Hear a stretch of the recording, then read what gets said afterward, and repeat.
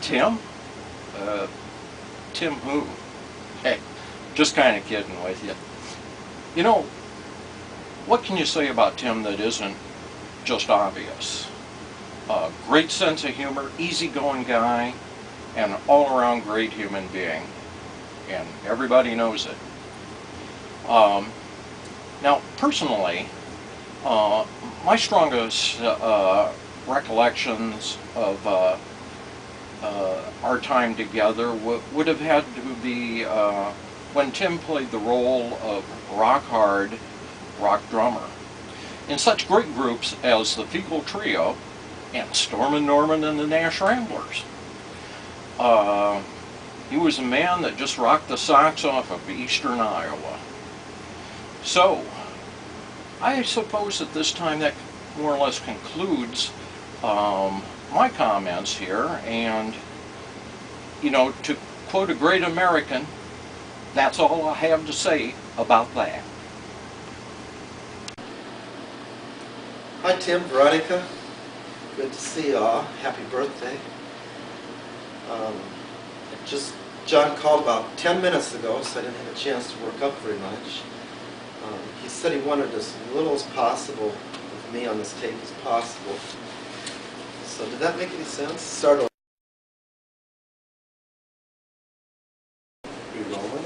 So, and anyway, this is the racquetball story. I think we lost some footage. So this is after you moved out of Iowa City, and I wanted to play somebody that was really good, and I knew you were really good, so you agreed to play me, and I knew I was going to really be bad. But so we get on the court, and I'm standing there, and we're in this volley, and you're hitting about twice as the velocity of the ball is about twice as fast as what I'm hitting it. And I remember you whacked me in the back, with this ball traveling about 100 miles an hour. And I thought, oh man, that's this is awful. Well, you probably just didn't see me there. So kind of let it go by, and then, we're playing a little bit more, and bam, I get hit in the back again, at about 100 miles an hour. I'm starting to get these welts on the back. I think, wow, man, he's hit me twice now. Well, that happens. So we're playing, and bam, I get hit a third time. So I'm thinking, well, this can't be right. I know he's not aiming for me. And so I said, well, how come you whacked me 3 times in the ball? And you said, well, at this level of play, you have to know when to jump. You're supposed to jump over the ball. Well, that was the end of my racquetball career. I realized I didn't want to go to that next level because I didn't see how it's possible. You're supposed to listen for the sound of the ball hitting the racket and then jump off the ground. That's just a little bit too much. So anyway, I think you beat me about 21-0 on that deal. But anyway, so let's see. Got all the construction stuff talked about, and this is probably a very obnoxious interview, but I get a little nervous. And anyway, hope you're doing well, and I've been thinking about you. So Tim, we'll see you later. Happy birthday once again. Catch you later. Bye. Tim Kane. Tim Kane, I think people have told me I met him in the 60s, but I don't really recall much of the 60s, so I have to take their word for it. I do know that he is a man of great humor, of great love, of great joy of life, and the times that we've had that I think I remember starting about 1985, I think I have remembrances of Tim that we've had a good time. We go to wrestling meets and various things, and he's a good man, and if he is having a birthday, I'm really happy about that. And but those 60s, man, I tell you what, I have to take your word for it. If he tells you the stuff we did, you can believe him.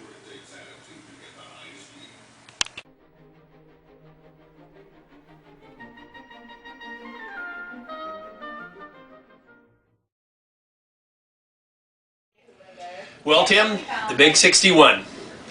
Hard to believe it's been that many years, and I've known you for most of those, and it has been a fabulous journey so far, from canoes hopping little islands in the boundary waters to big old jet planes hopping around the continents, and all the experiences we had down at the draft house, and all the things we talked about, and what we're going to do when we grow up. And I don't know if we're grown up yet or not, but it's been a great journey so far, and I just want to thank you for all of those years that we've been friends and all the experiences we've had together, and we got lots more coming, so we're just going to take it from there. And it's great to be a part of this, and you get a great family, and it's nice to have a little time with them tonight as we put this together for you. So to you, big guy, love you.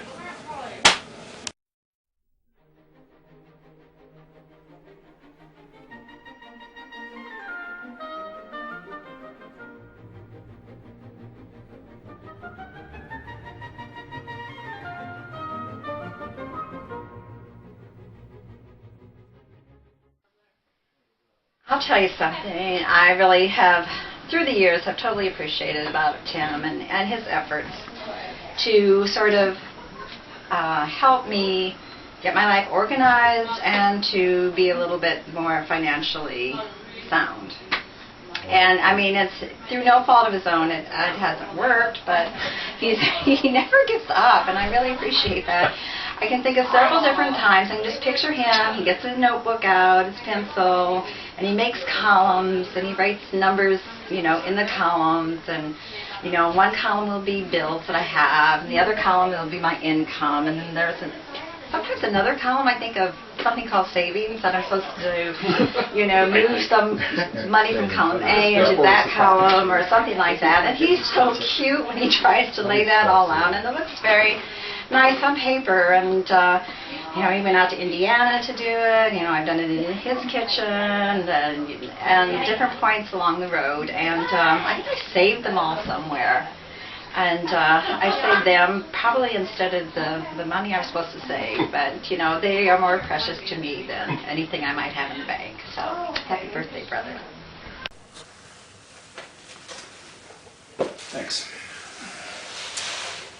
Yeah, I guess the thing I liked most about our early years was that the days seemed to last longer back then. I think that a lot of times back then we could think more. We didn't have TV, internet, no cell phones. There wasn't much to do. And as time went on, you spent more and more time contemplating. And Tim and I used to refer to that as pondering. And back then, the best place to ponder was the outhouse. Now, since our outhouse faced northwest, you could leave the door open and see the woods while you sat.